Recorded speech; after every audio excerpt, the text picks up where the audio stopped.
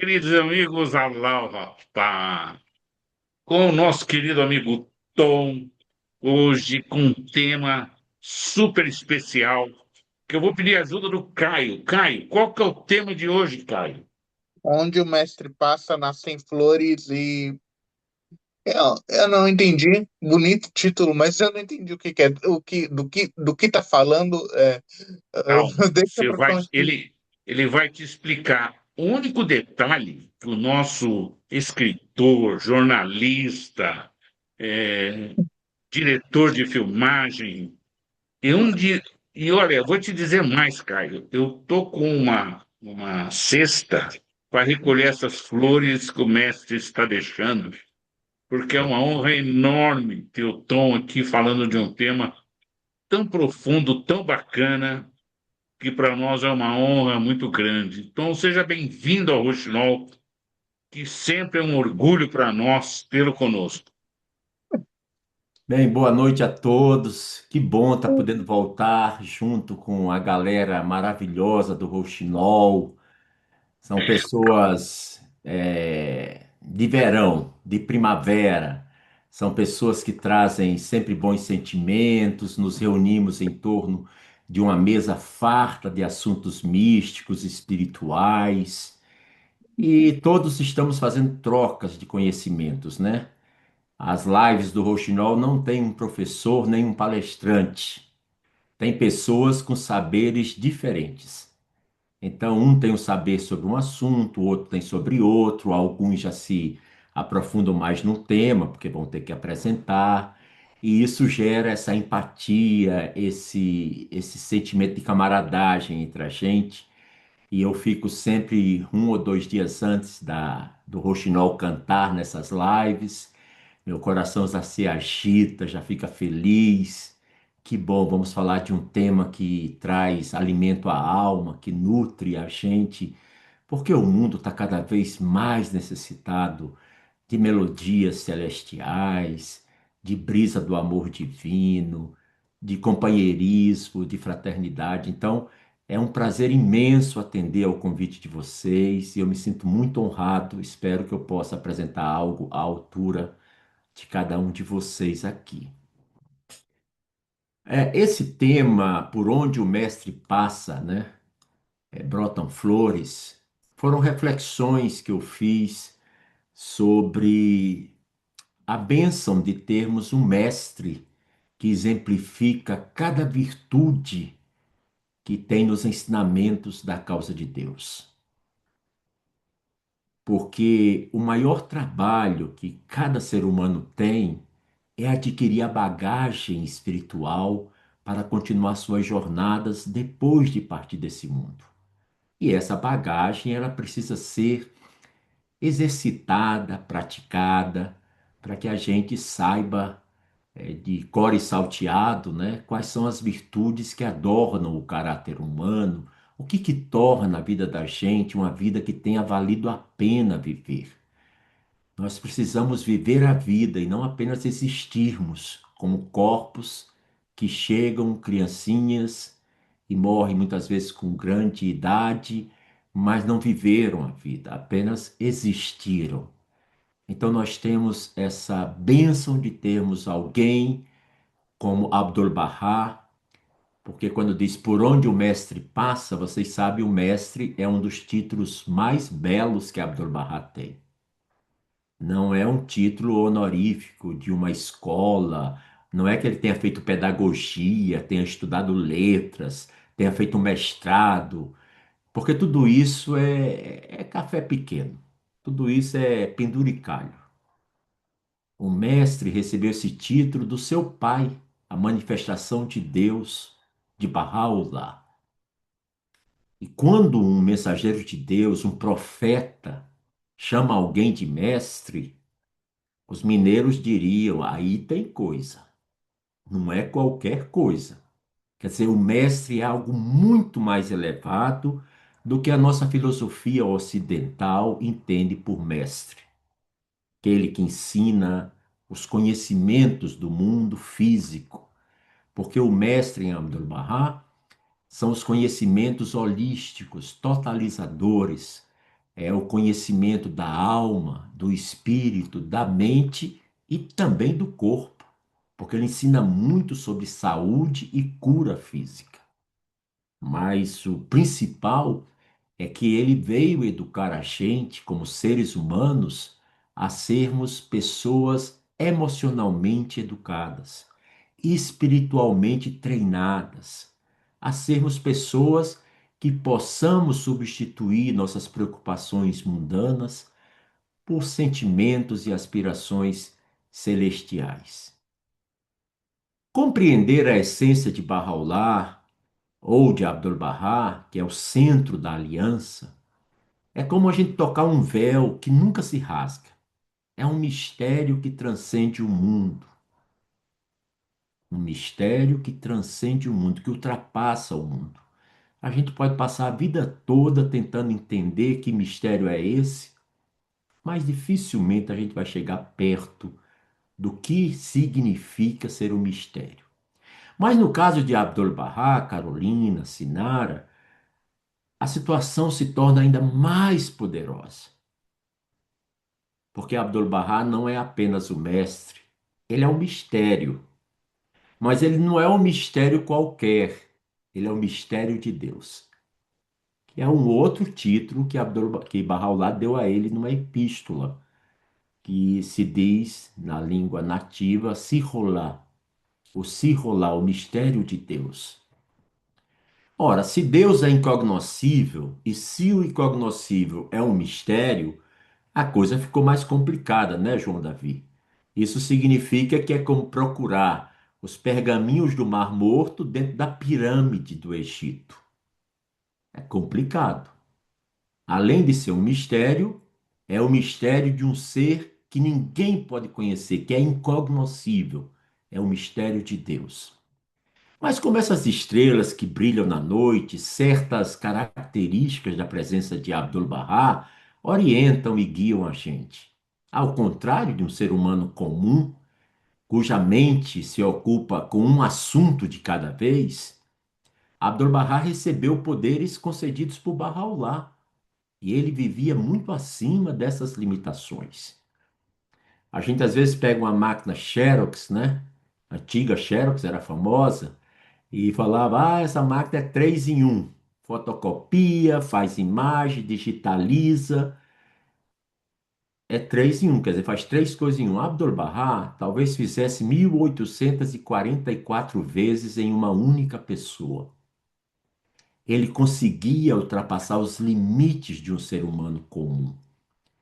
E onde as pessoas mais capazes se desanimam sob o peso de tantas crises, e o que o mundo mais tem são crises, a gente vai ver que Abdu'l-Bahá, ele agia com muita firmeza, era muito desapegado das opiniões dele e era muito claro. Não é à toa que quando você lê Abdu'l-Bahá, sem ninguém dizer que o texto é de Abdu'l-Bahá, você pressente, esse daqui é de Abdu'l-Bahá.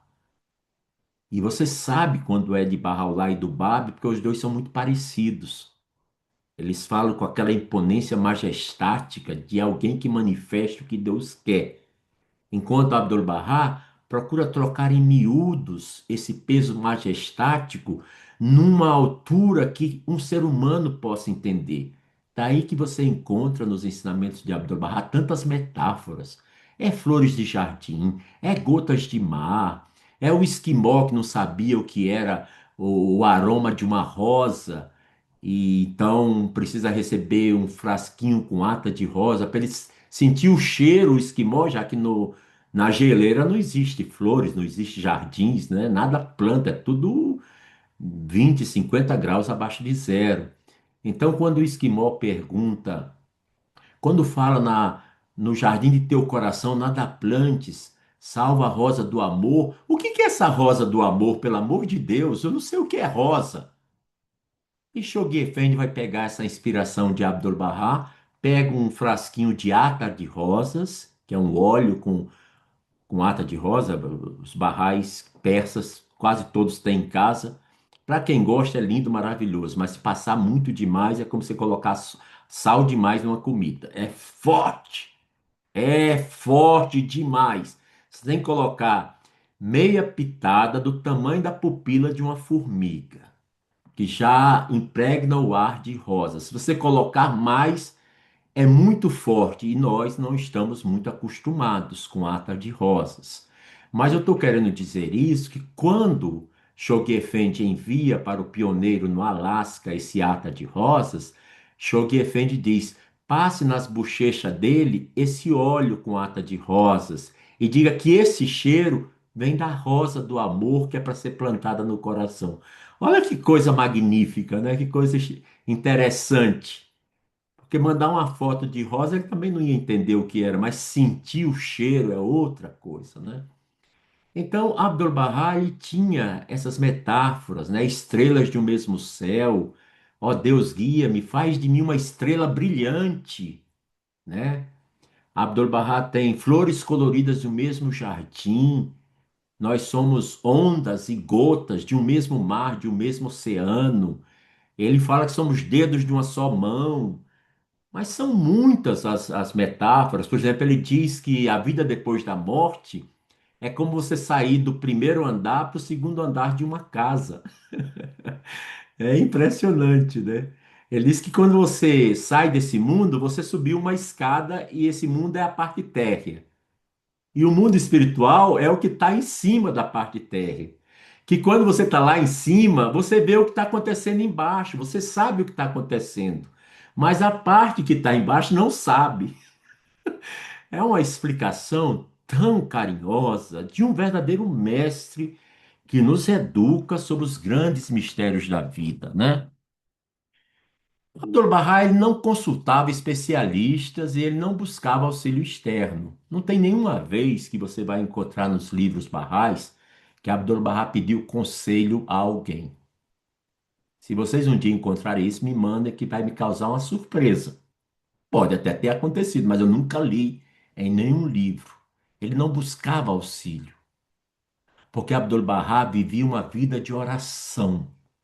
O auxílio dele vinha de seu Senhor, que era mais do que seu pai físico.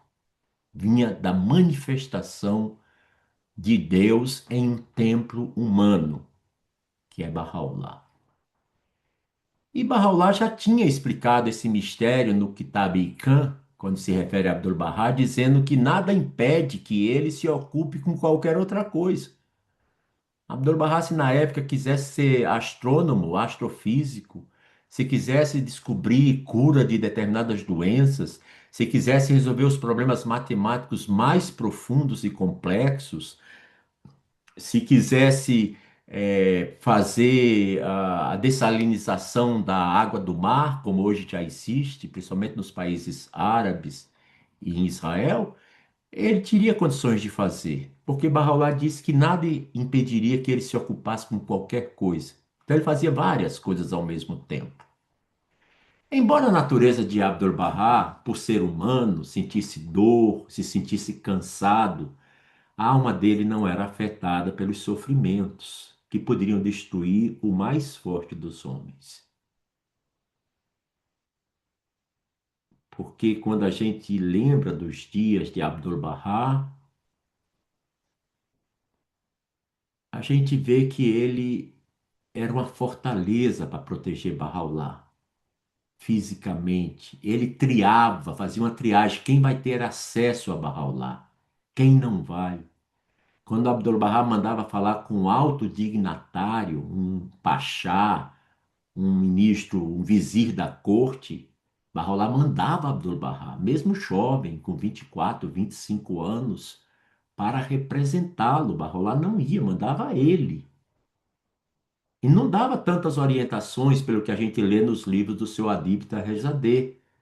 Bahá'u'lláh dizia, faça isso. E Abdu'l-Bahá nem perguntava, isso o quê? Abdu'l-Bahá ia e quando chegava lá tinha a inspiração divina. E quando voltava e relatava a Bahá'u'lláh o que ele tinha falado, Bahá'u'lláh dizia, mas era exatamente isso. Você foi maravilhoso, foi excelente. Então, pessoas como Abdu'l-Bahá, Janete, Josélia, Ana América, queridíssima do meu coração também, pessoas como Abdu'l-Bahá são seres que vivem em outro reino, um reino elevado, luminoso, Jairo. E esses seres que vivem num reino elevado e luminoso, eles seguram na mão o cetro da autoridade espiritual e guia a humanidade em três aspectos: o amor, quem está anotando, anota essas três coisas: o amor, a paciência e a visão. Eu sei que tudo no mundo conspira para a gente ser impaciente, né? Tudo. Tudo é para ter sido feito antes de ontem pela manhã. A gente já acorda de manhã já soberbado de coisa que não conseguimos fazer. Parece humanamente impossível. Como se a gente tivesse mais de 24 horas no dia também conseguisse. Não conseguiria também. Mas ele nos treina para paciência. E Barraulá fala que o corcel do primeiro vale, o vale da busca, é a paciência. E a visão. O que que significaria essa visão? Uma abordagem é que nós estamos no A mundo paciência. caótico. É, nós estamos no mundo caótico, confuso. A gente nunca sabe se o Talibã vai deixar de matar novas mulheres porque eles tiraram o véu, ou se o Hezbollah vai lançar mais foguetes e uma quadra inteira do Líbano vai ser explodida em Beirute. Você não sabe, o que vai acontecer na África do Sul, o que está acontecendo na França, no Brasil. Você nunca sabe o que, que são as coisas que estão acontecendo. Mas Abdu'l-Bahá nos dar amor, paciência e visão. Ele nos orienta a vivermos de acordo com a visão espiritual, ou seja, nós, Barrais, não temos motivo para nos desesperar.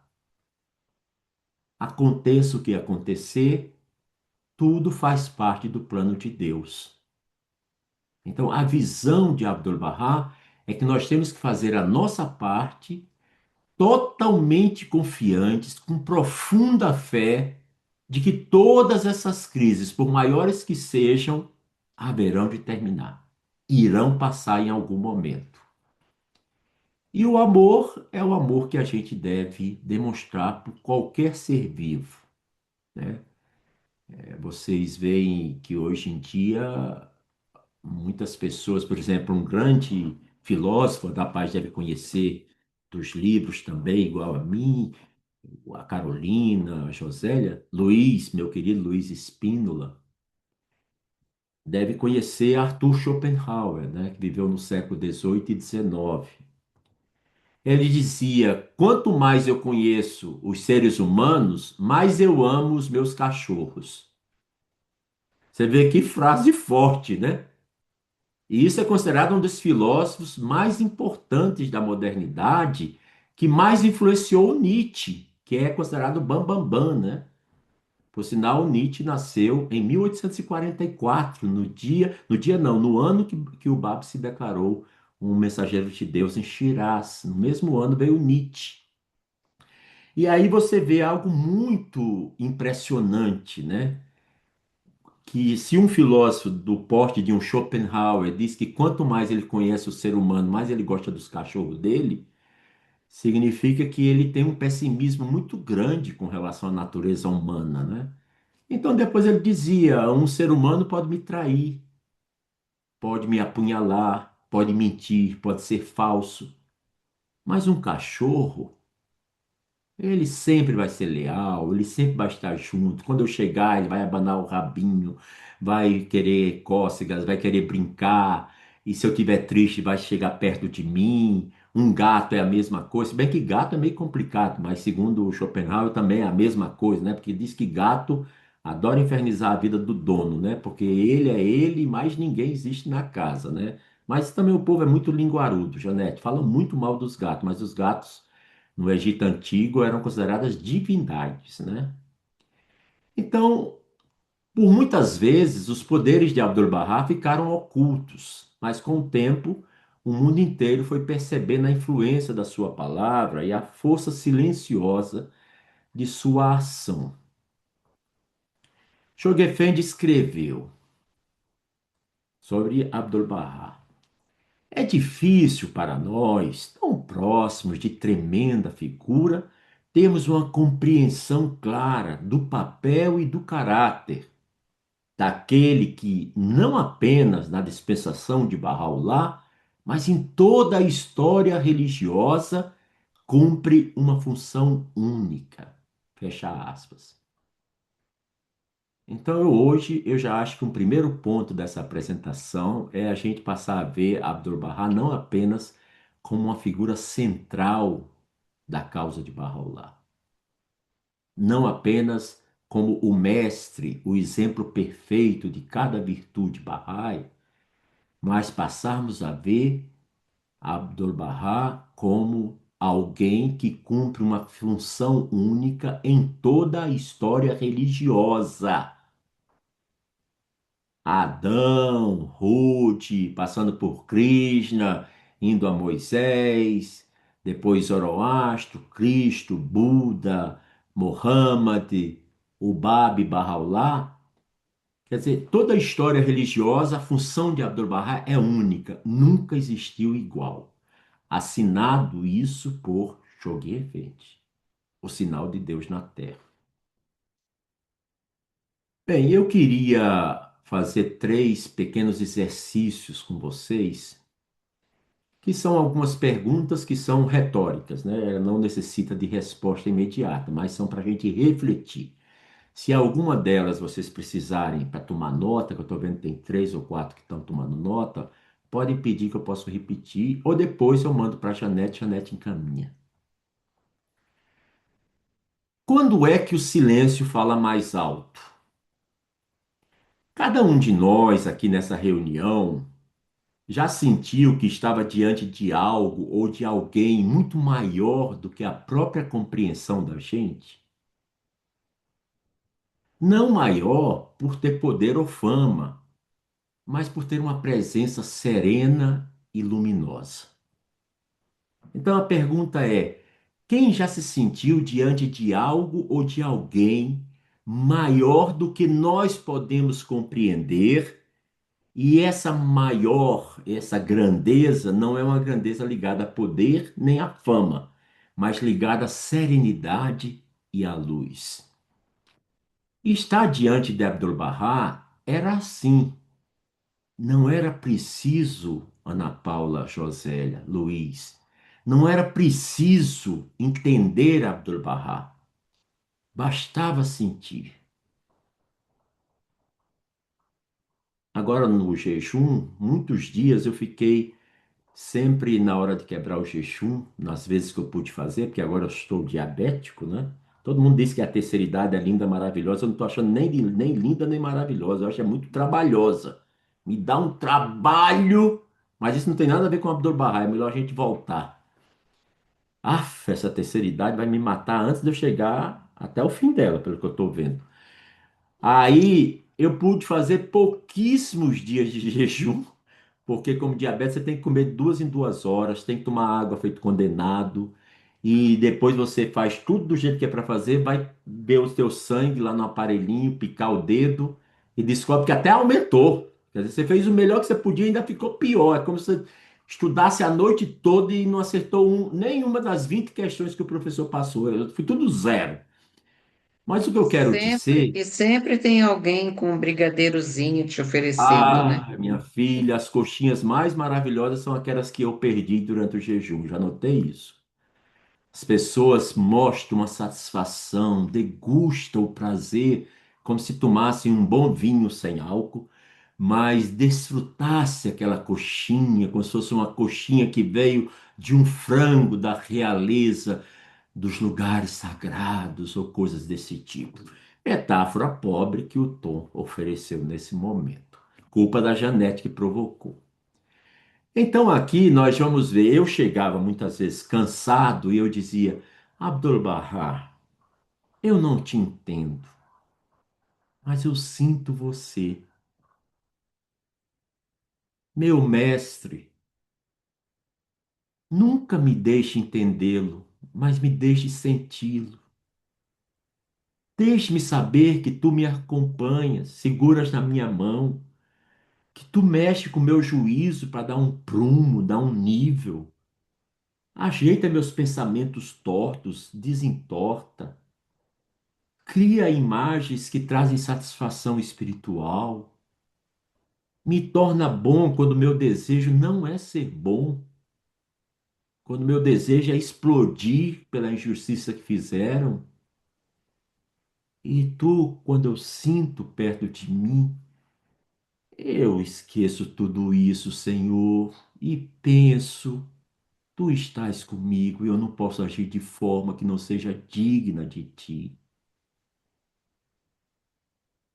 Então, uma dica: por onde o mestre caminha, brotam flores. Uma das flores que brota, a segunda flor dessa noite, é que a gente deve pedir não para entender o mistério de Deus, porque já é mistério e Deus é incognoscível, então é melhor não quebrar a cara. É igual enxugar gelo. Enxuga, enxuga, enxuga, mas molha, molha, molha, não vai dar certo. Então o ideal mesmo é pedir para sentir a Abdu'l-Bahá. Na hora do desespero, na hora que as contas não estão fechando, na hora que vai receber um exame médico, está com uma agonia, não sabe? Porque você quer encontrar doença, vai para o médico, né? Tudo bem que eles também encontram saúde, mas para encontrar doença, você chega com um sintoma, volta com 15, porque ele pede uns exames completos e nos exames você descobre um monte de coisa. É como aqueles caixa de lenço Kleenex, né? Você puxa um lenço, vem 500 juntos, né? Então é mais ou menos assim. Mas se você pedir para sentir Abdu'l-Bahá, tudo flui, tudo é maravilhoso, porque ele se faz presente. Agora, uma reflexão profunda sobre a natureza do mestre, que é a segunda flor. Nós vivemos, Caio, Carolina, Carlinhos, o Destiar, eu acho que ele desapareceu porque ele não estava ouvindo direito. Eu falei, Jairo, para participar das lives do Roxinol, aprende leitura labial, rapaz. Qual o problema? Você fica ouvindo os lábios da gente e vai entendendo tudo. Ele disse que ia fazer, né? Porque o Jairo é a bondade em forma de gente, né? Mas não Não, sei ele se ele está aprendeu aí, leitura ele está labial. aí. Eu estou É, escutando só no ouvido, não te preocupa. Eu estou eu escutando achei que como tu o estavas radinho no de pilha terceiro do sono. Eu achei passado. que tu estavas no terceiro Pode sono. Quando eu continuar. vejo teu rosto, eu fico preocupado. Mas a reflexão profunda é o poder que não se exibe. A gente vive num mundo onde a liderança é ruidosa, é ansiosa, e o líder quer manter controle sobre tudo. Desligou o ar-condicionado quando saiu, desligou o computador, pagou a conta da luz do escritório. A cozinha está toda pronta para o dia de amanhã. A planilha do Excel, você fechou a fórmula, bateu direito, esqueceu de olhar o fluxo de caixa? A gente tem uma margem para gastar ou não tem? Ou já estamos mais do que no vermelho? Estamos no pré-sal das finanças. Porque todo líder ele quer controlar da pequena coisa à coisa maior de uma empresa. Mas Abdu'l-Bahá, ele, Jairo, ele liderava em silêncio, enquanto as pessoas comuns como eu e muitos de vocês se desesperavam diante da dor de todos que sofrem. Abdu'l-Bahá caminhava com ternura entre as crises. Era como guiado por uma fonte invisível. E qual era o segredo dele? Um coração desapegado, uma mente inteiramente entregue à vontade divina. Porque Abdu'l-Bahá não vivia para ele mesmo. E por isso ele podia conduzir multidões com equilíbrio. Então, a quarta flor que brota com a presença de Abdu'l-Bahá é termos um coração desapegado. Eu sei que aqui todo mundo já tem seu BYD, seu carro elétrico mais chique, já creio, o All Motors, né? Já está pensando no que vai ser lançado pela Tesla, né? Mas muita gente fica ansioso, mas será que eu vou conseguir um novo modelo quando sair? Mas será que a minha casa pode aumentar um cômodo?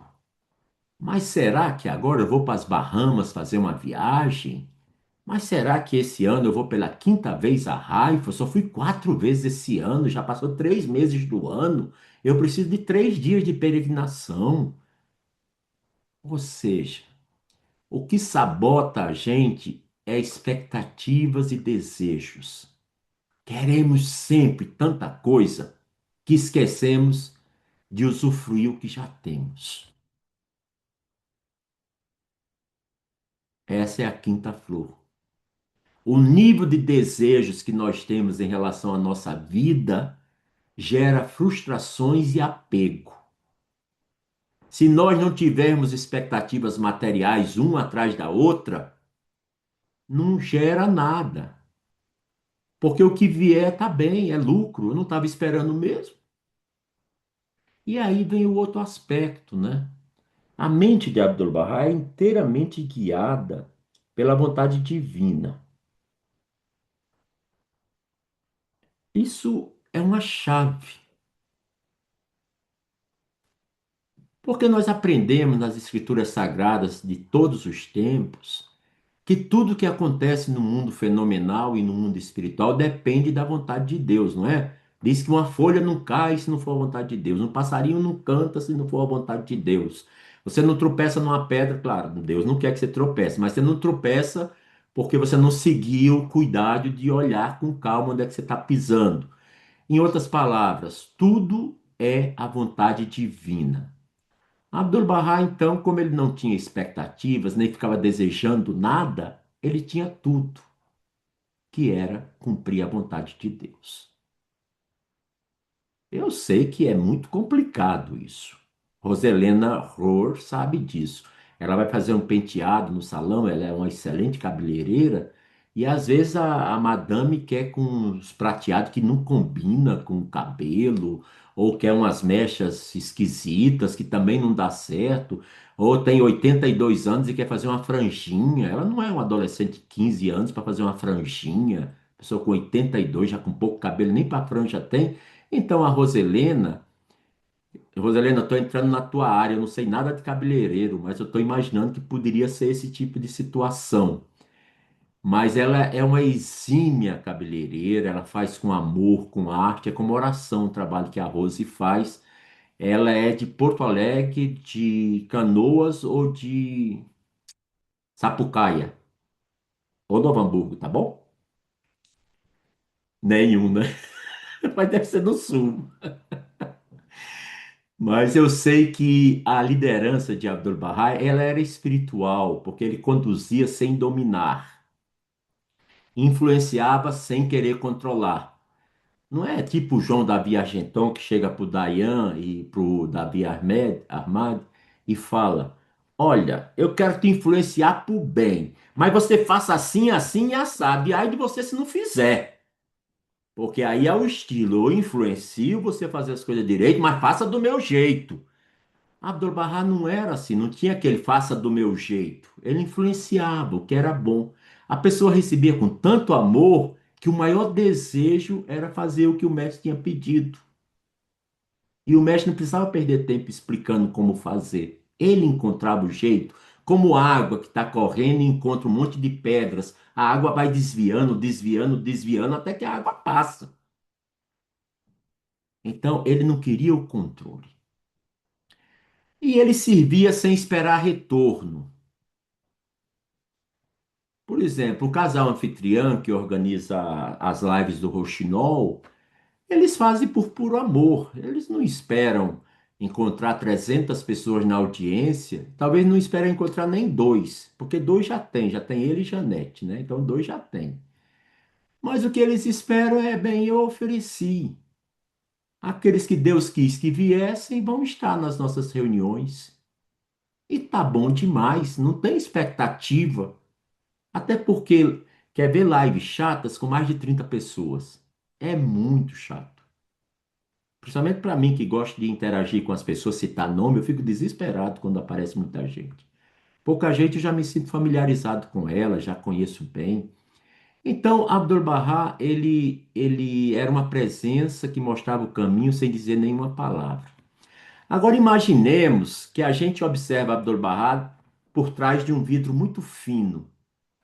Ele está ali cheio de pedidos, de responsabilidades, de tragédias. Chegam pessoas chorando, mestre, aconteceu isso. Outros pedem ajuda. Meu marido foi martirizado em Yazd. Eu preciso manter os meus 5 filhos. Outros exigem decisões. Abdu'l-Bahá, Será que eu me caso de novo?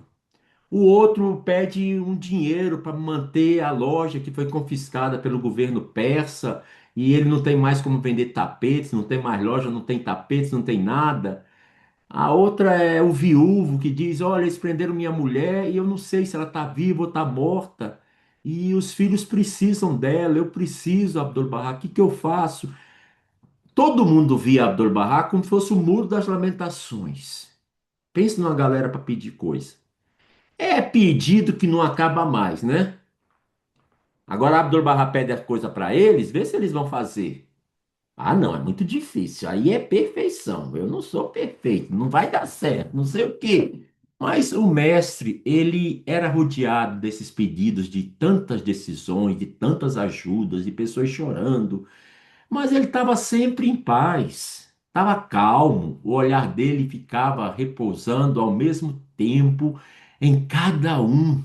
Ele escutava. Porque às vezes, Caio, Janete, Carolina, às vezes o que as pessoas mais querem é um ouvido amigo para ouvir os lamentos. Abdu'l-Bahá era craque nisso.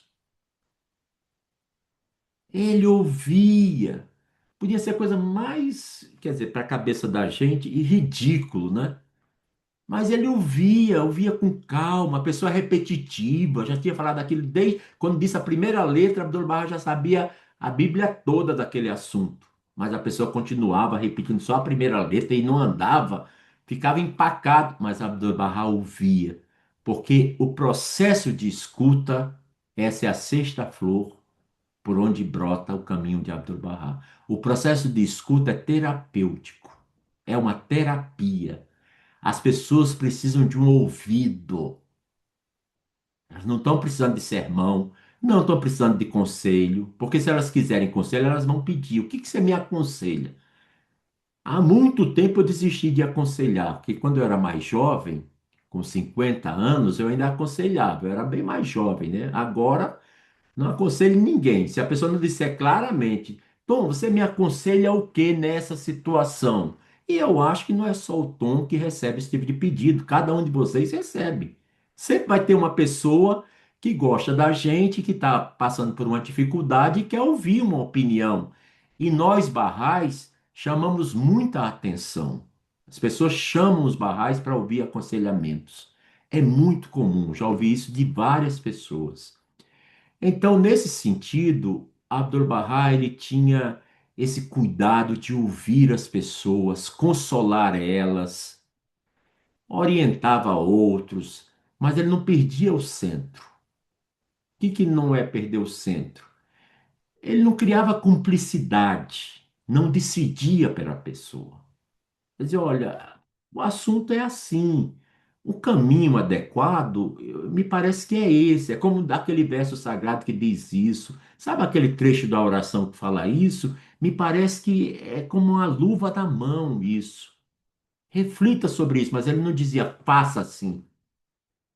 Ou seja, ele mantinha o centro. O livre-arbítrio de quem é consolado, de quem recebe o conselho, era respeitado. E assim, naquele silêncio, depois que Abdu'l-Bahá falava e ouvia muito, a pessoa encontrava o que veio buscar. Teve até uma vez em Arca que a pessoa chegou tão afobada, com tantos problemas, que parecia que todos os problemas do mundo só ela que tinha. Os outros, ninguém já tinha nascido com problema. E passou horas falando dos problemas sem parar. E quando terminou, disse: Pronto, Abdu'l-Bahá, esses eram os meus problemas. Aí Abdu'l-Bahá disse: Você quer que eu faça o quê? Ele disse: Não, Abdu'l-Bahá, eu não preciso de nada, eu só queria que você ouvisse. Quer dizer, o que queria era saber que o mistério de Deus estava ouvindo. Aqui vem a oitava flor que brota nesse caminho. Todos nós podemos falar com Abdu'l-Bahá a qualquer momento, Josélia. Roselene, Caio, usuário do Zoom, cada um de nós, com qualquer oração do Bab, de Abdu'l-Bahá, de Bahá'u'lláh, até com o Pai Nosso, que foi revelada por Cristo, a única oração que a fé Bahá'í diz que é autêntica no cristianismo, é o Pai Nosso. Você pode falar com Abdu'l-Bahá e ele está ouvindo. E nesse processo de fala, você está recebendo a sua terapia espiritual. Porque para Abdu'l-Bahá, Janetinha, Abdu'l-Bahá, você pode ser exatamente como você é. Você não tem que mostrar uma faceta incrível, maravilhosa, um top model espiritual, o carinha do sucesso, não tem nada disso. Porque o mestre te conhece antes que você tivesse sido gerado. É um dos mistérios de Deus. Então, quando você faz aquela oração, ó Deus, faze deste jovem um iluminado e deste fraco um forte. Concede-lhe conhecimentos e aumenta-lhe a força a cada alvorecer. Assim será ele protegido e amparado contra todos os males, para que possa despertar os adormecidos, libertar os cativos, e por aí vai. Essa é a oração do jovem, na tradução antiga de 1975. Porque com o tempo as traduções foram mudando, mudando, mudando, mas eu gostava tanto das antigas com os erros, que fiquei com aquelas antigas mesmo decoradas, não deu mais para mudar na minha cabeça. E a primeira oração Bahá'í que eu decorei com 16 anos, e que até hoje, com 67, eu sei que você já acha que eu tenho 42, mas eu tenho 67. A única oração, que é a primeira que eu decorei, que todo dia eu faço, é a oração do jovem, o de 16 anos. Ó Deus, faze deste jovem o iluminado. Eu sei que eu não vou enganar Bahá'u'lláh, nem Abdu'l-Bahá, nem Deus. Eu sei que ele está vendo que eu não sou jovem. Mas ele também pode me olhar pelo lado espiritual. Fisicamente eu estou meio acabadinho, mas espiritualmente eu me sinto um jovem, pronto para jogar vôlei, para fazer triatlo, para concorrer numa Olimpíada, toda essa parte que não use muito o corpo, né? Senão a coisa complica.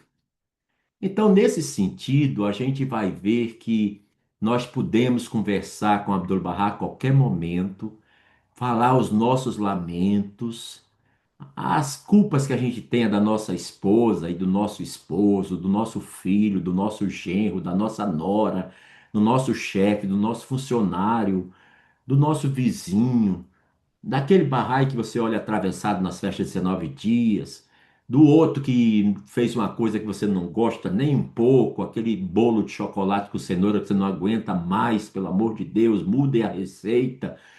Você fica com essas dificuldades todas. Não fala para as pessoas. Nas suas orações, conversa com Abdu'l-Bahá. Você vai ver que metade das coisas que você ia se consolar não precisa, que você vai ver que é tão infantil, tão bobo. E você só vai falar das coisas mais sérias. Abdu'l-Bahá, eu preciso que minha empresa funcione. Eu estou com essa dificuldade, Senhor. Inspira minhas decisões. Abre esses caminhos. Abdu'l-Bahá, eu preciso de notas na faculdade. Eu tenho me esforçado, mas não tenho tempo suficiente para estudar. Faz com que minha primeira leitura já assimile muito do que eu estou lendo. Me dá uma boa memória, Senhor. Muitas vezes, Josélia, eu peço a Abdu'l-Bahá as coisas já tudo trocado em miúdo, que é para ele não perder tempo pensando. Eu já digo, Abdu'l-Bahá, olha, assim, assim, assim, me parece que seria muito prático. Eu preciso fazer uma live sobre ti. Me orienta, Senhor. Eu não tenho tempo para organizar, mas meu amor é tão grande. Na hora, faz uma surpresa para mim, como vai ser uma surpresa para ele, Senhor. Eu peço com tanto carinho que muitas vezes é o meu segredo de dar tantas lives uma atrás da outra, às vezes nem lembrando qual é o tema. Às vezes de última hora eu vejo lá no WhatsApp, o tema é esse, pronto, vai ser isso. Aí já faço aquela sintonia, já peço.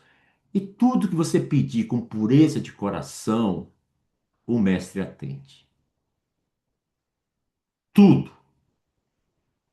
Claro, tinha um amigo meu que já faleceu, um Bahá'í muito chamado de proeminente, porque era muito conhecido, palestrante também e tal.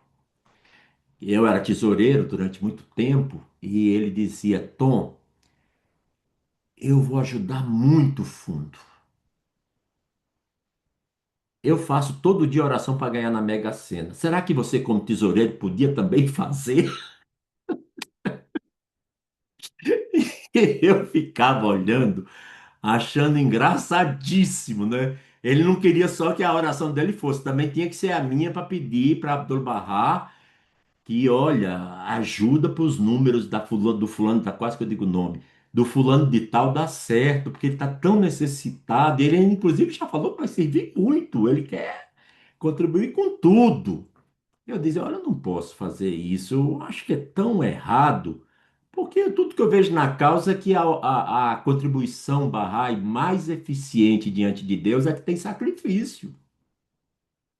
É você vai comprar duas camisas, comprar uma e a outra diz, esses R$ 147, a Casa Renner, ou a Zara, ou a Aramis não vai receber. Vou comprar só uma. Essa daqui vai para o fundo do santuário de Abdul Bahá. Isso é um sacrifício, porque você estava planejando algum tipo de coisa, você precisaria de duas camisas.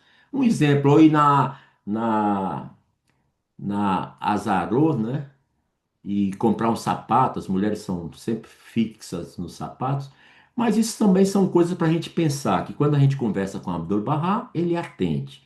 Para conversar com o Abdul Bahá e ser atendido, precisa ter pureza de coração. Tem que pedir com um coração tão puro que ele sinta que o que você está pedindo é a angústia que você tem. Você não está pedindo para ser o melhor empresário de Curitiba, o melhor empresário de Brasília, o melhor empresário de Mojimirim, nem o melhor empresário de Palmas ou Tocantins. Você está pedindo para manter suas contas em dia, para manter sua família, para manter a qualidade de vida que você dá a eles, para poder servir a fé com mais amplitude, pagar suas viagens para as instituições, para as coisas que tem que fazer, e obviamente também poder uma parte poder doar para o fundo. Então, se você pede nesse sentimento de pureza de intenção, que significa pedir com verdade, eu não conheço nenhum caso, e olha que, como tesoureiro, as pessoas me contavam muito essas histórias. Hoje eu já não lembro mais de nada. Parece que foi assim, quando eu deixei de ser tesoureiro, parece que eu esqueci todas essas histórias todas, que antes viviam tudo na minha cabeça. Eu já não lembro mais quem era quem. Mas sei que as pessoas pediam com tanta gratidão a Deus que elas conseguiam. Bem, gente, agora nós temos só mais 2 minutos e eu queria concluir dizendo o seguinte.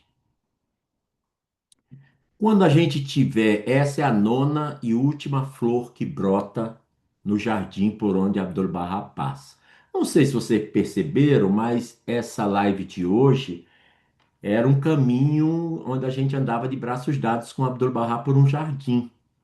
Só que o jardim começa sem flores, é árido, é seco. Mas como você está indo com Abdul Bahá, por onde ele passa, você olha para trás e as flores estão brotando. E você está conversando com seu amado mestre.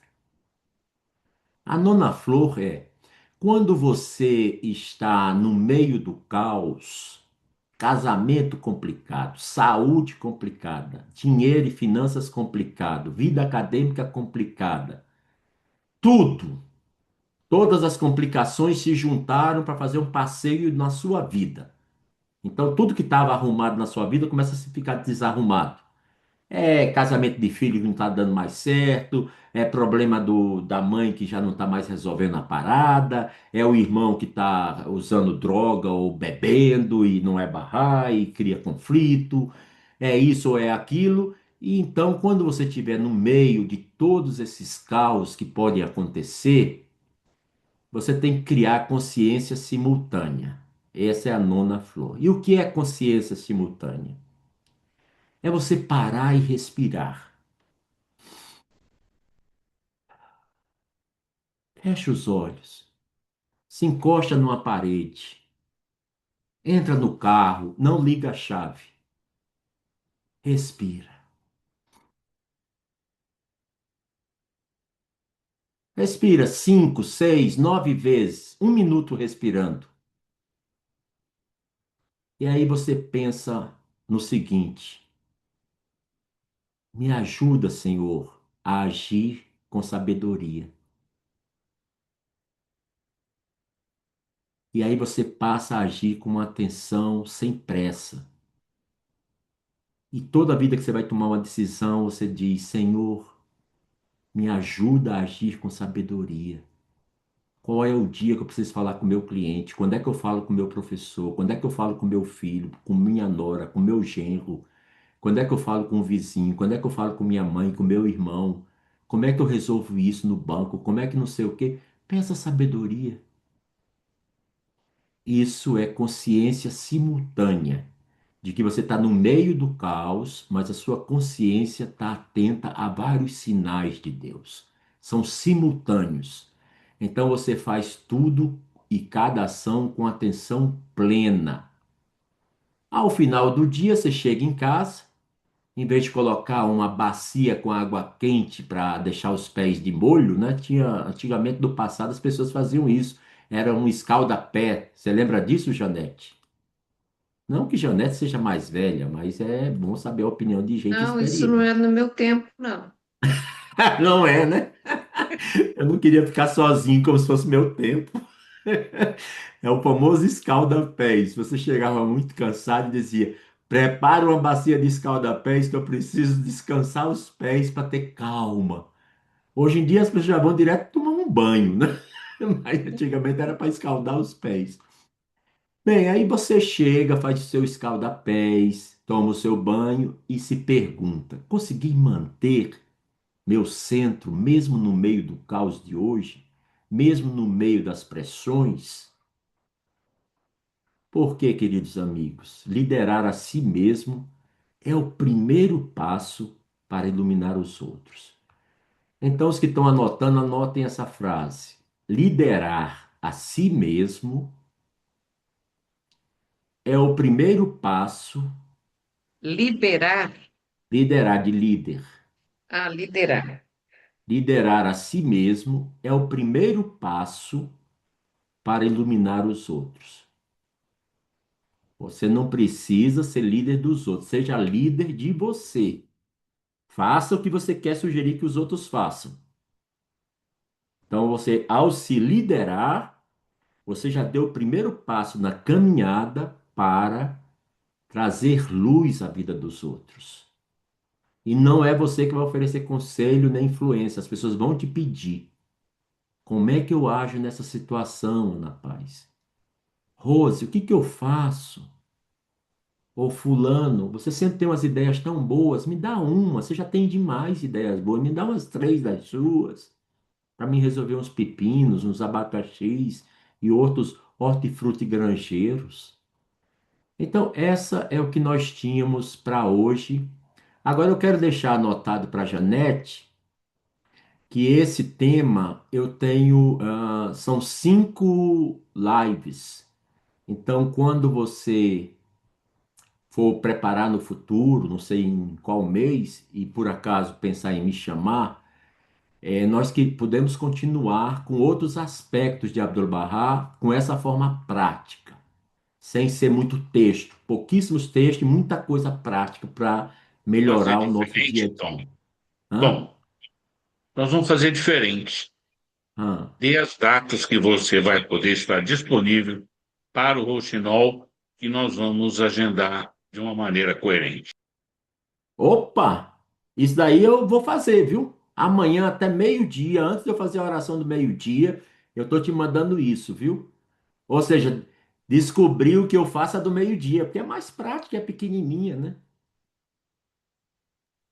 Pois é, não tá Ótima porque... essa oração. Não tem como dizer que não dá para fazer, né? Não, olha, não tem desculpa. A oração do Não, Tom. meio-dia, Nossa, eu já será fiz, muito é um bom, minuto e mas faça no meio. seu tempo também. Não, eu vou passar para vocês as datas que eu tenho, porque, por exemplo, nesse mês de maio, eu só tenho o último final de semana. Em Sim. maio, a última E quinta-feira para de maio. junho você já tinha me falado do junho, Junho, eu tenho 2 quintas livres. a narrativa, o Rompedores da Alvorada, né? Para junho. Não, esse daí já dançou. Porque agora nós estamos num clima de colocar Abdul-Bahá na vida prática com a gente. Ah, tá. Então A o narrativa outro vai ser fica no mais outro para momento. diante. Vai ser para dar um descanso. Aí a gente Janete, vamos. deixa eu lhe mandar as datas. que aí a gente acerta o nosso calendário. Por Eu favor. mando as Não, datas e entendi. Então, vocês. o outro tema fica mais para frente. Por enquanto, vamos focar em Abdul-Bahá, tá certo? Sempre vai ter no tema a palavra mestre. Aí a gente vai criar os temas, mas vão ser aspectos. Por exemplo, hoje a gente só olhou o aspecto de Abdu'l-Bahá como mestre, Abdu'l-Bahá como consolador e Abdu'l-Bahá como líder, que influenciava sem oferecer a influência. As pessoas pediam a ele. Esses foram aspectos que nós trabalhamos. E, por outro lado, falamos da natureza mística dele, né? Que foi Shoghi falando e principalmente Sua Santidade Bahá'u'lláh falando dele. Então, todos vão ser aspectos. São 5 lives que eu tenho que dar, porque eu vou dar esse curso numa das comunidades, e é bom que eu vou treinando aqui no Rochinol. Muito Ótimo. obrigado, gente. Estou agradecidíssimo. Que Deus Calma lá. abençoe cada um de Calma, nós. senhor Pastor Augusto. Ah, O Caio está na fila aí, ó. Ele tem 12 perguntas para fazer para você. Não, Caio. na verdade, é uma só, mas meio complexa. Também não espero, eu sei que não é uma resposta fácil, e não espero também uma resposta é, é isso, mas é uma questão que atormenta a humanidade há muitos séculos. Já que você estava citando filósofos, autores, lá no século XVIII, se não me engano, o filósofo escocês Hume, digo, David Hume, ele descobriu uma coisa analisando as pessoas, o que, você não, claro, não é textual, mas falando, a, a razão não está destinada a ser senhora dos desejos, e sim a sua escrava. Porque, porque a capacidade humana de se justificar é infinita, sabe? A pessoa tem um desejo e imediatamente ela vai inventar alguma forma de racionalizar aquilo para que torne razoável segundo a consciência dela. Exemplo, né?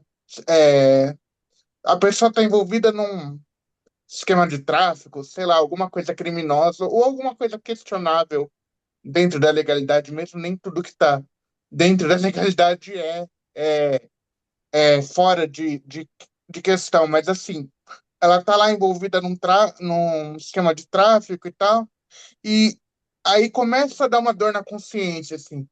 Ai, poxa, é um emprego criminoso.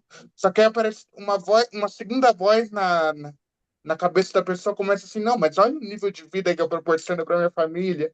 Minha mãe sofreu tanto, agora eu tô recompensando ela, e não sei. Essa pessoa, ela é perigosa, sabe? Ela vai, ela vai jogar, ela é capaz de jogar uma bomba, sei lá, num abrigo de crianças e de algum jeito aquilo faz sentido. Então eu perguntaria para o Tom como, já que você fala aí muito sobre se governar, sobre fazer o certo, como escapar da armadilha que a nossa mente cria para dar desculpas para tudo, tudo, tudo, tudo, absolutamente. Eu sei que a capacidade humana de se justificar, de racionalizar, de encontrar uma forma de faz sentido na própria cabeça, inclusive o ato que for, é infinita. Então, assim, essa é a questão. Para mim, desculpa, eu avisei que não era fácil, né? Mas nós temos uma sorte, Caio, que nós somos seguidores de Bahá'u'lláh e a literatura Bahá'í tem respostas de unha encravada à dor no coração. Tudo você vai encontrar um texto claro, algo divinamente ordenado, né? E aí eu vou para respostas de Abdu'l-Bahá, algumas perguntas que ele ditou para uma Bahá'í americana, Laura Clifford Barney, em 1909, mais ou menos, em Aca, quando ele era prisioneiro. Ela ficou lá uns dias e de manhã, no café da manhã, ela se sentava com Abdul-Bahá e tinha pedido permissão para ela fazer um monte de perguntas, que ela queria tomar nota. Isso é bem no início, né, do ministério da causa de Deus, né? Porque Bahá'u'lláh tinha ascendido em 1892, então menos de 20 anos tinham sido passados e estava no ministério de Abdul-Bahá. Abdul-Bahá tinha 56, 58 anos, mais ou menos. E numa das respostas, Abdu'l-Bahá diz: o intelecto é o maior dom de Deus ao homem. Olha que frase poderosa. O intelecto é o maior dom de Deus ao homem. Isso significa que Abdu'l-Bahá nos ensina que nós devemos usar o intelecto baixo da influência das escrituras sagradas. Você sabe uma coisa se é certa ou é errada, sabendo o que foi revelado. Você sabe se é certo ou se é errado. Então, sua mente, do jeito que pode entender algo para fazer algo errado, ou malicioso, ou maldoso, a sua mente também pode ser influenciada para fazer algo puro, amoroso e bondoso. Ou seja, a decisão final, Caio, as escrituras barrais falam que é o livre-arbítrio. Como você usa o seu poder de decisão? O seu poder de decisão, ele sempre vai ter que se decidir acima da razão e acima do desejo, que o David Hume, 1787, por exemplo, ele falava sobre colocar a razão como sendo escrava, né, do desejo. Mas Abdu'l-Bahá diz que nós não devemos ter desejos mundanos, nem desejos carnais, nem desejos luxuriosos. Nós devemos ter aspirações celestiais, anseios divinos. Esse é o aspecto. Agora, esse problema, sempre que um filósofo mete a trabalhar sobre uma coisa, é porque o filósofo vai querer defender a natureza humana e vai querer negar a natureza sagrada, a natureza divina. Então, a tendência dos filósofos é colocar que o livre-arbítrio é tudo. Ou seja, você, para ser feliz, pode pisar em cima de todo mundo, fazer as maldades que você quiser, desde que você seja feliz. Muitos filósofos dizem que isso é o sentido da vida. Você hoje vai em muitos psicólogos. E muitos falam desse jeito. Ah, você não quer fazer isso porque a tua religião diz que você não deve. Por exemplo, com relação a sexo, ou com relação a casamento, ou com relação a bebidas, que a sua religião diz que não deve. Mas é isso que está gerando traumas. Por isso que você é tão enrustido. Por isso que você vive se lamuriando. Por isso que você tem até vontade de se matar, não tem?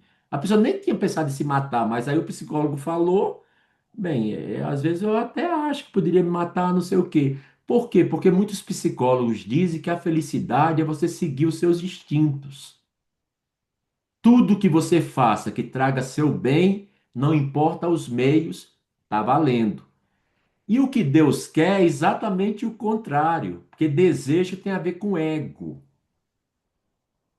Tudo na fé Bahá'í diz para você esquecer o ego, se livrar do ego, tratar o ego como um carcereiro, como uma prisão. É o que as escrituras falam. Você tem que deixar o eu para trás e pensar no Deus. Até a palavra em português tem Deus. Tem o eu no meio, um D de um lado e um S do outro.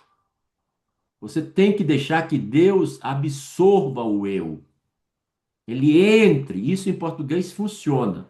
Já em inglês, que é God, não funciona. Em árabe, Allah, não funciona. Mas em português ficou muito claro. Então, Caio, eu diria que eu, particularmente, não tenho uma posição minha, porque a posição que eu encontrei na fé, ela é tão poderosa que eu me sinto muito feliz em saber que o livre-arbítrio, ele funciona para a felicidade se ele for sob a influência das palavras sagradas. Só que quem decide a influência dessas palavras somos nós. Nós podemos decidir. Não sei se deu para entender, porque é complexo nesse sentido. Por exemplo, uma pessoa que não crê em Deus, tudo que eu falei não tem sentido. Ele não crê em Deus, então não está valendo.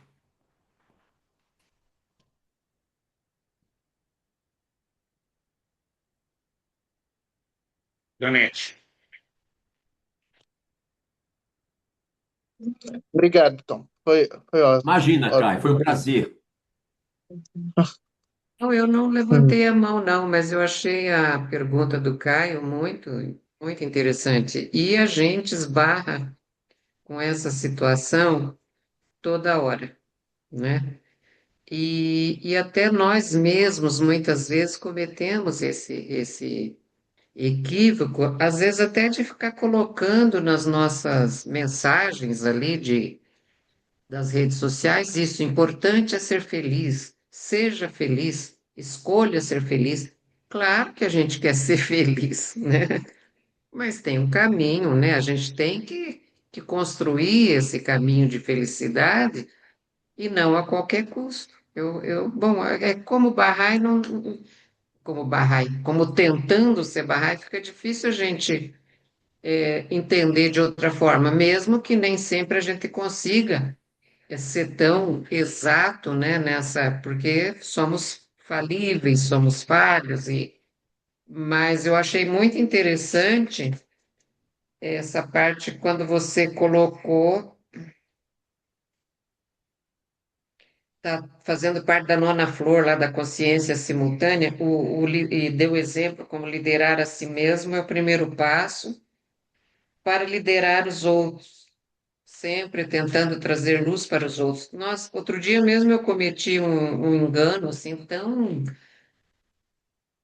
tão assim, que eu digo tão imaturo assim, uma coisa, um deslize tão assim que, nossa, isso aqui agora para mim veio, eu falei, poxa vida, se naquele momento eu deixei de me liderar, não foi nada tão assim, mas para mim, da maneira como eu penso e ajo, aquilo para mim está meio, o jornalista sabe do que eu estou falando, porque ele estava presente. Então, acho que essa questão aí é essa mesma, né? E assim, quando você colocou, eu sou uma também que vendo todos esses horrores, né, que o mundo continua jogando na nossa cara, e a gente ainda está aqui feliz, em segurança, com todas as nossas condições de vida garantidas, mas não dá para a gente não ficar comovido, sabendo que milhares estão sem casa, foram, né? Então, a bomba a qualquer momento caindo na cabeça. Então, às vezes, eu também tenho vontade de explodir. Eu tenho vontade de explodir, de gritar, de berrar e dizer: Meu Deus do céu, será que não se aprende? Essa humanidade não aprende, né? Será que a dor do outro não comove esses corações aí enregelados, né? Enfim, mas aí você também colocou, e é muito interessante isso, de que isso é Abdul-Bahá, né? Dizia que temos que ser confiantes, né? Com muita fé, porque as crises vão passar. Quando a gente não sabe, mas vão, a gente tem que crer nisso, tem que acreditar nisso. E, e realmente, quando todas as vezes e eu sou uma daquelas, viu? Esse meu desejo eu tenho, não sei como é que eu vou trabalhar isso, mas a minha vontade é de ir para a Haifa todo mês. Raifiaca, não é assim, né? Eu tenho esse desejo. Agora, se isso aí é exagerado, não faço porque não é possível, né? Bahá'í não pode também estar indo para lá, porque se pudesse eu ia. Então, não sei se eu devo me abdicar desse desejo, Tom, ou não, mas tudo isso que Ok, você Janete. falou, tentei anotar tudo, mas uma das coisas que às vezes as pessoas também, quando a gente está com esse tipo de conversa, fala assim: Poxa, mas isso que você está colocando aí como desapego, isso aí não está travestido de comodismo? Eu ouço muito isso. Eu sei que não é, mas se você puder comentar alguma coisa nesse sentido, seria Olha, bom. o primeiro ponto é nas palavras ocultas. Tem uma, e vocês todos devem saber melhor do que eu, qual é, se é do árabe ou do persa, que Abdu'l-Bahá disse que todo dia, né, ao anoitecer, né, deves avaliar o teu dia. Se avaliar. Ou seja, Abdu'l-Bahá não diz que você deve ser avaliado pelos outros. Bahá'u'lláh não diz, todo dia você ligue para 5 pessoas de João Pessoa, de Campina Grande, ligue para Sapucaia, para São Leopoldo, a terra de Roselena, ligue para Palmas, ligue para, sei lá, Campinas, São Caetano, ou ligue lá para Parnamirim, para saber o que essas 5 pessoas acham de você. Muito da nossa infelicidade é querer cumprir expectativas dos outros. Isso é um grave erro. Quando eu terminei meu curso para me formar psicanalista, 2024, foi uma das coisas que eu achei mais interessantes que encontram ressonância na fé Bahá'í. Você não é responsável pela vida dos outros, você é responsável pela sua vida. Se é você que é responsável pela sua vida, você deve prestar contas a você, né? Isso é pena porque já terminou a live, mas poderia ser uma 10ª florzinha que entrou de gaiata nessa história, no ramalhete das flores, né? Que é você ser responsável por você, ou seja, a opinião dos outros não deve impactar a gente nem pelo fio de um cabelo. O que a Sinara pensa do Tom, ou a Josélia acha do Tom, para mim tem que ser tão importante quanto a cor da batina do Papa. Se ele vai usar a vermelha, púrpura, se ele vai usar a roxa, ou se ele vai usar a branca de sempre, que é do dia a dia do trabalho dele. Para mim, tanto faz a batina que ele usar, não posso fazer nada. Ou se a nave Artemis resolvesse ficar um dia a mais do que o planejado, voando em volta do lado oculto, da Lua. Uma opinião que eu posso pensar o que eu quiser, não altera nada. Então, a gente chega a um estágio da vida que a coisa que menos deve importar é o que os outros pensam da gente.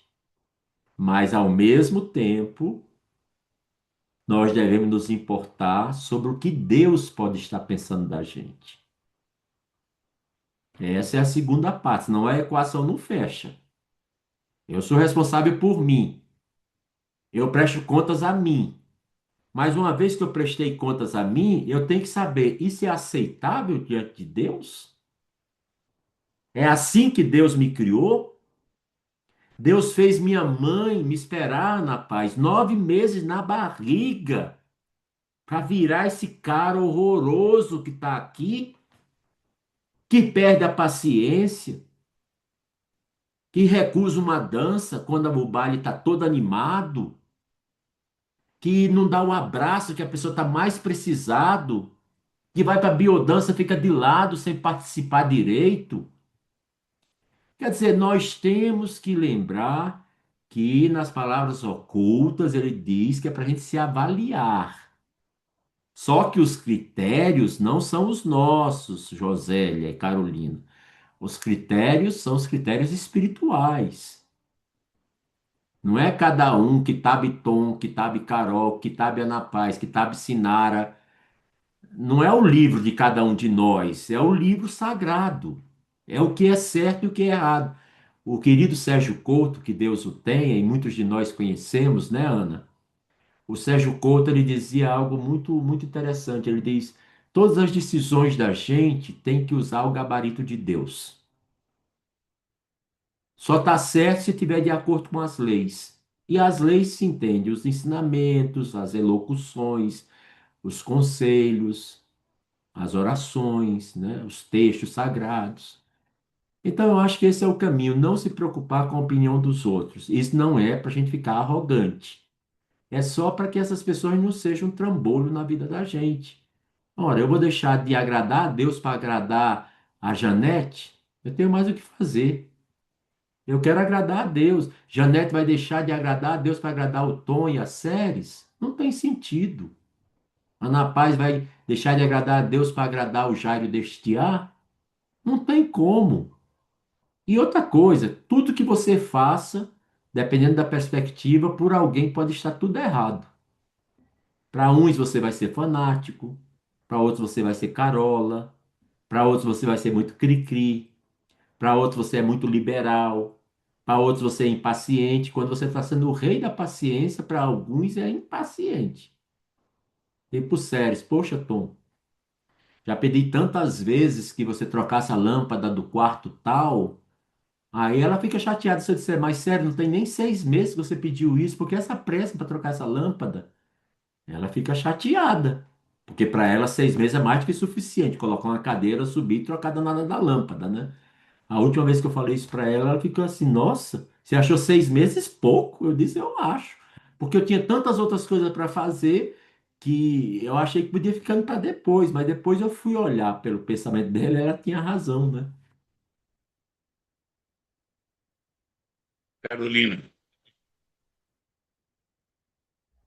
Então, muito obrigada. Desculpa, eu não abri a minha imagem aqui, meu computador realmente não tá abrindo imagem.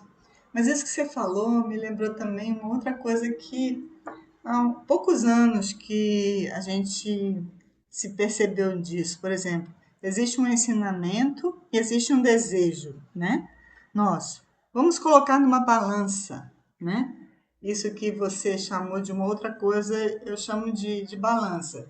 Os ensinamentos estão numa parte da balança, naquela balança antiga, né? Essa balança digital que a gente tem, aquela balança que tinha o peso e depois a gente botava outra coisa para ver se pesava, né?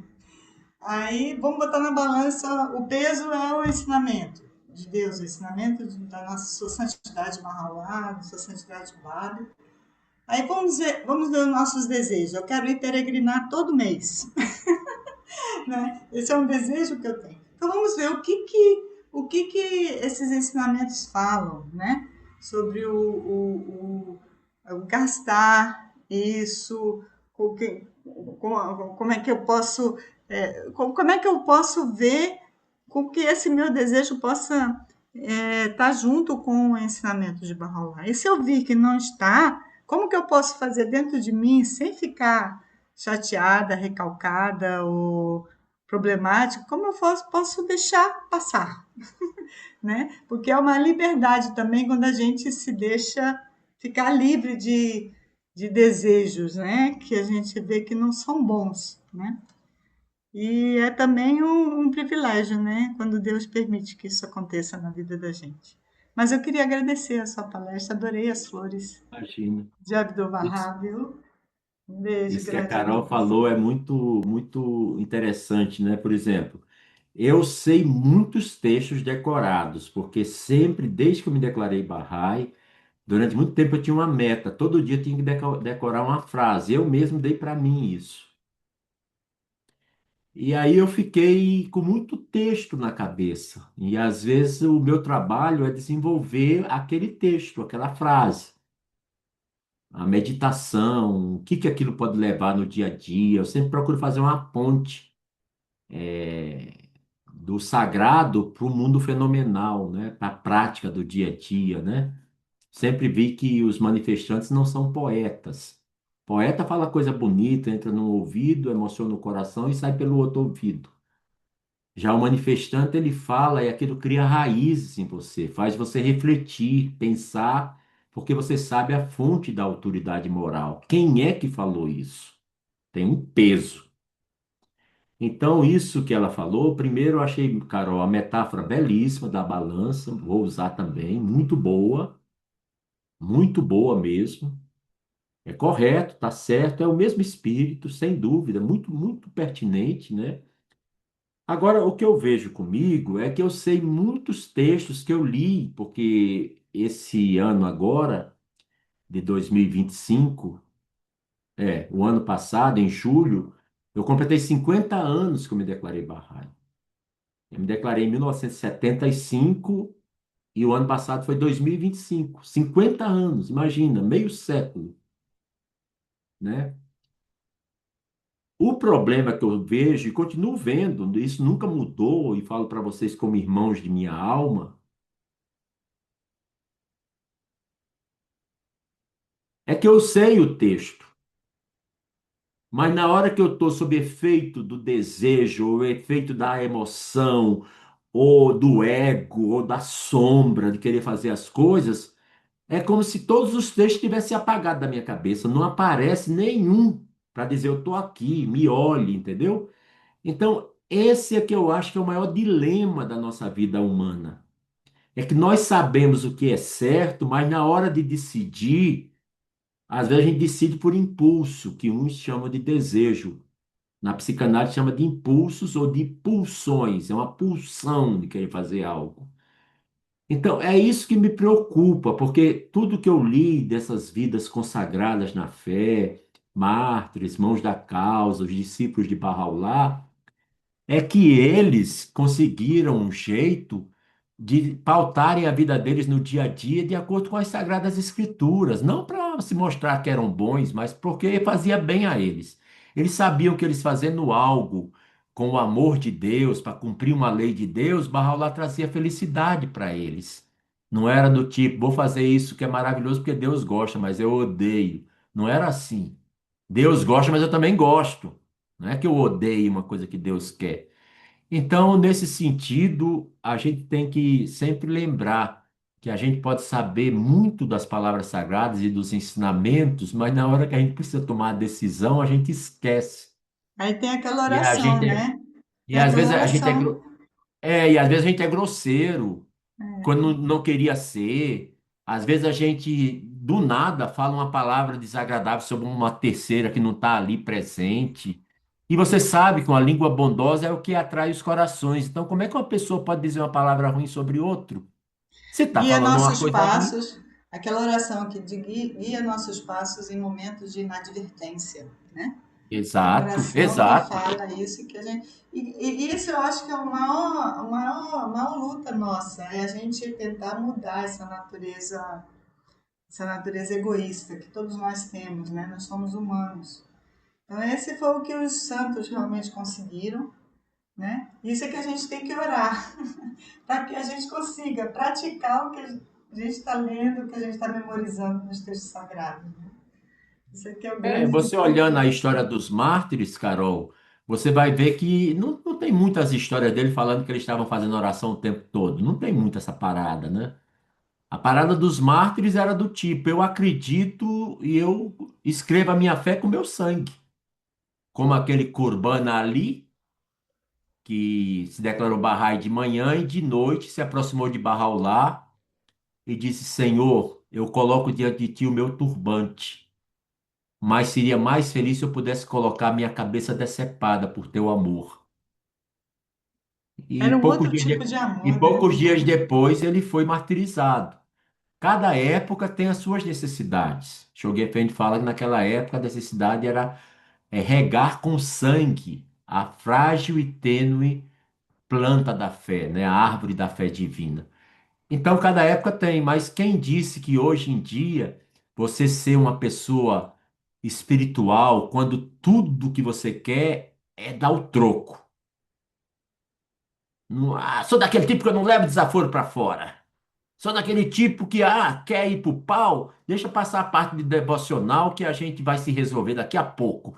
Ou coisa desse tipo. Esse é que é o momento que a gente tem que pensar. Nem o pensamento a gente deve ter, quanto mais querer fazer. Verdade. Porque eu vi que quando Janete coloca uma unha para cortar na boca, ela está pensando assim. Isso daí tem muito sentido. Porque quando a gente age, ninguém pode dizer que age sem pensar. Pode pensar errado, e aí age errado. Ninguém pode dizer de violenta emoção eu fiz não sei o quê. Não, houve nem que fosse uma faísca, o teu pensamento disse eu vou fazer isso. Eu vou esperar naquele momento para dar o troco. Eu vou falar aquela coisa. Ou seja, o problema, João Davi Argenton, que João Davi foi meu professor de aula para crianças. O problema, João Davi Argenton, é que você tem que estar o tempo todo pensando em não pensar o que Deus não permite. Aí eu vou terminar com a Epístola ao Filho do Lobo. Quem foi que já ouviu falar desse livro? Ouviu falar, não vou perguntar quem leu. Eu também. Quem mais? Sinara leu? Tivemos curso Eu. ou Chinol sobre a Epístola do Lobo? Pronto. Então, todos que estiveram naquela live e outros que já tivessem lido Tem que estão por saber, né? dentro. Pois é. Na Epístola ao Filho do Lobo, tem uma frase que me impactou, Ana Paz, demais. Ana América Dávila Paz. Eu acho um dos nomes mais nobres que eu conheço. Parece aquela dinastia dos Habsburgo. Olha, a frase da Epístola ao Filho do Lobo que me acompanha é essa. Não penseis naquilo que vossas mentes condenam. João Davi, isso para mim foi um machado. Que eu vi que eu, jovem, com 16 anos, querendo fazer um monte de coisa que a sociedade queria fazer, e eu não podia fazer. Então eu sofria muito, muito demasiado. Não é à toa que em menos de 6 meses eu pedi 3 moças diferentes para casar. Minha mãe disse que é isso, a cada 2 meses você pede autorização para casar com uma, porque minha mãe deu 2 não para as duas primeiras. 15 dias depois eu apresentei as séries, ela também não conhecia e deu sim. Não é uma coisa estranha? Pois é. Era Então para era uma ser, época era para que ser, era para ser. era para ser. Agora nós fizemos esse ano 41 anos de casados em janeiro, né? Temos quatro filhos maravilhosos, estamos felizes e 6 netos. Vai nascer a sexta agora em outubro. Mas só Que para legal. fechar esse Mas raciocínio, depois dessa teremos que fazer umas lives aí. Carolina está convidada, a Ana, que conhece o Tom há 300 anos, mais alguém aqui do grupo, para falar sobre os vários aspectos do senhor Tom. Um deles é o Dom Juan, essa eu não sabia. Você não pegou o tom na juventude, a gente pegou, né? coitado, eu Pois sempre fui é, tímido. menina, que isso, hein? Eu sempre fui pedido em casamento, quase nunca eu pedi. Esquisito, né? Tão Querido Tom, humilde, tão humilde. Não, porque eu era muito tímido para chegar e pedir. Só que quando cheguei a completar 25 anos, né? Eu fiquei meio desesperado. Tava numa seca não, porque é Nordeste, né? Tava numa situação muito complexa. A Ana América Paz sacou. Tava numa época muito difícil e aí eu precisava, eu queria muito casar. E eu achei que 25 era o ideal, porque quando eu tivesse 40 anos, meu filho teria 15. E nós seríamos mais do que pai e filho, seríamos como amigos. E deu certo com o Thomas. Quando eu fiz 40, quando eu fiz 40, ele tinha 15 anos. Então a gente já saía juntos, os dois, entendeu? Foi uma coisa maravilhosa. Mas nesse período eu pedi as pessoas em casamento porque veio uma coragem, assim, foi uma coragem arrebatadora. Tipo, eu vou cansar da Dona Conceição até que ela diga o sim. Então pedi para casar com a Janice, não deu certo, a americana. Pedi para casar com a Carmen, não deu certo. Tudo porque minha mãe é que disse não. Papai deu procuração para ela decidir. É pro pai e a mãe dizer sim ou não, mas papai foi esperto. Não, essas coisas sua mãe entende melhor. Eu já estou dando procuração. Os barrais aceitam? Ele, não, não é os barrais, é uma lei de barral lá. Não, Conceição decide. O que ela decidir, eu apoio. Aí ele apoiou ela nas duas negativas. E minha mãe, numa das coisas que não queria que casasse, é porque ela não conhecia as pessoas. Olha como o povo é contraditório, né? E na terceira ela também não conhecia, nunca viu mais gorda. E disse: Não, essa daqui eu acredito, eu acho que é muito bom. E eu ainda Sonhou, assim, sonhou, foi em sonho. pois é, ela deu essa decisão. Então era só para E foi fechar tua com. sorte, Tom. Foi. Tua sorte, Hoje eu tua vejo que foi, viu? felicidade. Mas foi tão. Tudo é do jeito que Deus quer, né? Porque eu fiz a minha parte. Quando eu li que Schoenfeld disse que você não deve pedir orientação para casar, né? Que muitos jovens escreviam para o Guardião dizendo que eles queriam ser pioneiros na África, na Ásia, não sei aonde, entre povos indígenas. E muitos tinham 17 anos, outros 19. E tem um dos casos que Ria Hanum coloca na Pérola Inestimável, que um pediu e Shoghi respondeu na mesma hora. Você deve se esforçar, porque não espere que sua noiva vai cair do céu. Eu achei aquilo tão assim, eu nunca tinha visto um negócio desse de Shoghi. Imagina. Você deve se esforçar, porque não deve esperar que a sua noiva vai cair do céu. Quer dizer, ele colocou a coisa bem prático, né? E o cara, que também nem conhecia Shoghi nem nada, pediu para ele dizer com quem que ele tem que casar. Ninguém se conhecia, mas pelo respeito e amor pelo amado guardião. Então, essas coisas todas, elas são importantes. A questão dos desejos e as questões de até o último momento de sopro da gente, de vida nesse mundo, a gente deve estar procurando ser um Bahá'í. Não é fácil, vocês Querido todos Tom, sabem disso, mas não é impossível. muito gostoso estar com você. Noite é uma criança, vai tocar, porque nós não queremos ninguém sair daqui.